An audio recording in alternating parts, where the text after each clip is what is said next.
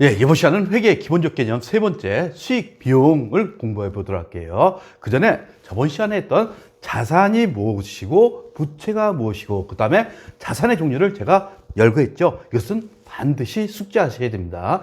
그리고 마찬가지로 부채도 마찬가지예요. 회계를 처음 할 적에 자산이 뭔지 부채가 뭔지 이게 첫 번째 여러분들의 고개가 될 겁니다. 그러니까 그것을 반드시 숙지하시고 외우셔야 됩니다. 그 다음에 이번 시간에는 회계 기본적 개념에서 수익하고 비용을 공부할 거예요. 그리고 수익에서 비용을 차감하면 이익이 나타날 수도 있고 손실이 나타날 수가 있어요. 즉 비용이 더 많아요. 이럴 경우에는 손실되겠죠. 그러니까 이것에 대해서 우리가 이제 공부할 겁니다. 우리 수익. 그러면 여러분들 생각하시면 되는 겁니다. 기업이 벌어들인 수익으로 돼 있죠. 그러면 여러분들이 근로소득자로 생각해 보세요. 그러면 근로소득자일 경우 급여가 수익이 되는 거예요. 그러니까 회사일 경우는 회사가 벌어들인 수익. 이것을 우리는 수익이라고 합니다. 근로소득자일 경우에는 급여가 대상이 되겠죠. 그 다음에 보시면 여기에 어떤 수익이 있었냐 이것을 보시면 돼요. 이마트인 경우에는 뭘 갖다 판다고 그랬어요? 상품을 갖다 판다고 그랬죠? 상품은 뭐였어요? 자산이에요, 부채예요? 자산이죠. 근데 매출이 하나 더 들어왔어요. 이때는 우리 뭐라고 표현합니까? 요 매출 하나 더 들어왔죠? 요 매출 하나 더 들어왔기 때문에 상품 매출은 수익이라고 표현합니다. 수익. 그러니까 이것은 반드시 알고 계시겠죠? 상품은 자산, 상품 매출은 수익. 그리고 상품을 판매하고 받은 대가라고 표현되어 있어요. 그 다음에 보시면 임대료 저번 시간 배웠죠? 우리 집주인하고 학생의 임대차 계약했을 경우에 집주인이 벌어들인 월세를 임대료라고 그랬어요. 그렇죠? 임대료. 그것을 명확하게 해서 수입 임대료라고 표현하기도 합니다. 근데 대부분 책에는 임대료가 났어요. 임대료가 났으면 이것은 기업이 벌어들인 수익이다. 이것을 알고 계셔야 됩니다. 그리고 우리가 저번 시간에 배웠죠? 정기예금에 가입했어요. 정기예금에 가입했다가 나중에 2년 후에 원금하고 이자를 돌려받는다 그랬죠? 이때 수익이 발생되죠? 그걸 뭐라고 합니까? 이자 수익이라고 합니다. 따라서 은행에 예금하거나 타인에게 빌려주고 받은 이자가 있어요. 이것은 우리 수익이라고 표현합니다. 그래서 상품 매출, 임대료, 이자 수익 요 세 가지는 수익이라는 거 이것을 반드시 알고 계셔야 됩니다. 그리고 이 수익을 벌어들이기 위해서 어떻게 합니까? 여기에 상대되는 회사에서 상품을 사오겠죠? 상품을 사왔을 경우에 어떻습니까? 그 상품이 우리 비용이 되는 겁니다. 결국 비용은 수익을 얻는 과정에서 지출한 경제적 가치를, 즉 경제적 가치는 뭡니까? 제가 돈이라고 했죠? 수익을 얻는 과정에서 지출한 경제적 가치, 돈이 있으면 이것을 비용이라고 합니다. 대표적인 게 우리 이마트에서 상품을 샀어요. 그러면 사온 가격이 있겠죠? 이것을 팔았어요. 이때 우리는 비용이라고 합니다. 그래서 대표적인 게 이제 상품은 자산. 근데 상품에다 매출원가 이렇게 들었어요. 그리고 상품에 매출원가 들었으니까 이것은 우리 구입한 상품의 원가로서 비용이 된다는 거.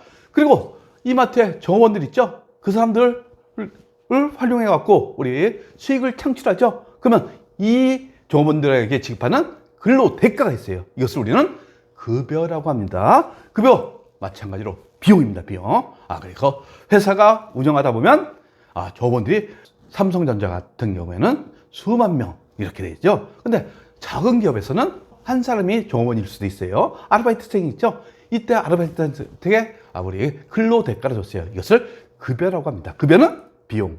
반드시 숙지하시겠죠. 그리고 임대료하고 상대되는 개념이죠. 임차료. 임차료는 누가 낸다고 그랬어요? 학생이 낸다고 그랬죠. 월세를 지불하는 거예요. 따라서 그 지불하면서 어떻게 합니까? 그 집을 우리가 사용할 수 있는 권리를 획득하게 돼 있죠. 그래서 부동산 등을 지급받은 경우에 지급하는 월세. 이것은 임차료라고 합니다. 그리고 이자 비용. 아까 이자 수익은 수익이라고 그랬어요. 근데 근데 비용이에요. 우리가 은행에서 돈을 차입했어요. 만약 1,000만 원을 차입했어요. 그러면 은행이 공짜로 빌려주는 게 아니죠. 은행은 나중에 이자를 달라고 합니다. 아니면 선이자를 띨 수도 있어요.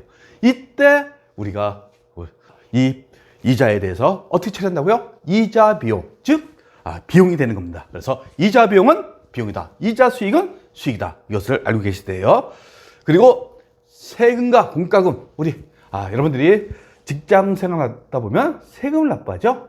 그리고 각종 여러분들이 살고 있는 지방자치단체에도 세금을 납부하는 경우가 있어요. 이때 우리 세금과 공과금, 이것은 비용입니다. 여기에 국세, 지방세, 각종 공과금, 다 세금과 공과금, 이것은 비용으로 처리한다는 거, 비용을 처리한다는 거 아시고, 그 다음에 비, 이것은 대부분 비용에 해당합니다.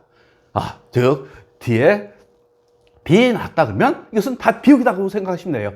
단 하나의 예가 있다는 거, 나중에 우리가 공부할 텐데, 개발비 있어요. 개발비, 비 들어가죠. 근데 그거는 자산입니다. 자산. 그 예정이 하나가 있다는 거. 그래서 만약 여비교통비, 접대비 이런 게 있으면 다 이것은 뭡니까? 비용이라는 거. 그래서 비용, 이것도 반드시 여러분들이 숙지하셔야겠죠. 그러면 이제 제가 수익에서 비용을 차감하면 뭐가 된다고 그랬어요? 우리 손익이라고 표현합니다. 손익, 즉 이익 또는 손실을 손익이라고 표현해요. 요 손은 손실, 이익은 이익을 얘기하는 거예요. 그래서 당연히 수익이 더 크면 어떻게 됩니까? 수익이 더 크면 뭐가 되는 겁니까? 우리 이익이 되는 거죠. 반대의 경우 비용이 더 커요. 이럴 경우는 손실이 된다는 거. 이 정도 여러분 머릿속에 있을 겁니다. 그렇죠? 이 정도는 알고 계실 겁니다. 그렇죠? 그래서 이렇게 있다는 거 보시고 다음 보시면 이때 저번 때 우리 공부했죠? 이것을 뭐라고 그랬습니까? 경영성가. 수익에서 비용을 차감하면 이익이 발생했다. 이때 경영성가. 만약 수익에서 비용이 했는데 손실이 발생했어요. 그러면 경영성과가 좋아진 겁니까? 나빠진 겁니까? 나빠진 거예요. 결국 손실 발생한 기업들은 어떻게 합니까? 대표이사가 잘리겠죠. 나중에는 주주들한테. 그래서 이것을 우리는 경영성과라고 그랬어요. 그리고 또 하나 우리가 얘기했었죠. 경영성과는 어디서 나타난다고요? 회계의 주요 목적에서 배웠죠. 손익계산서에 나타난다는 거. 요 정도까지 알고 계시면 되고, 결국 제가 방금 전에도 얘기했지만 수익이 더 비용보다 크면 이익이 됩니다.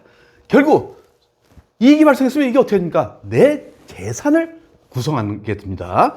즉 이익이 발생하면 나는 계속, 이익만 발생하면 어떻게 합니까? 내 재산이 계속 늘어나겠죠.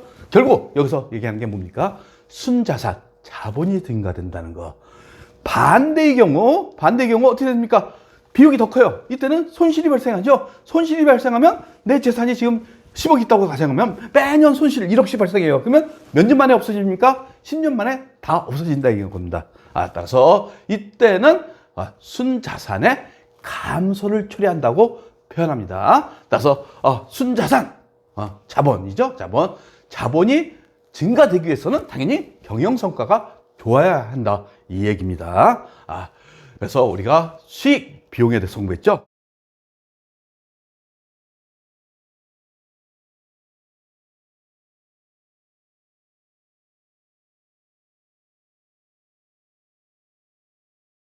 구독과 좋아요는 우리에게 큰 힘이 됩니다.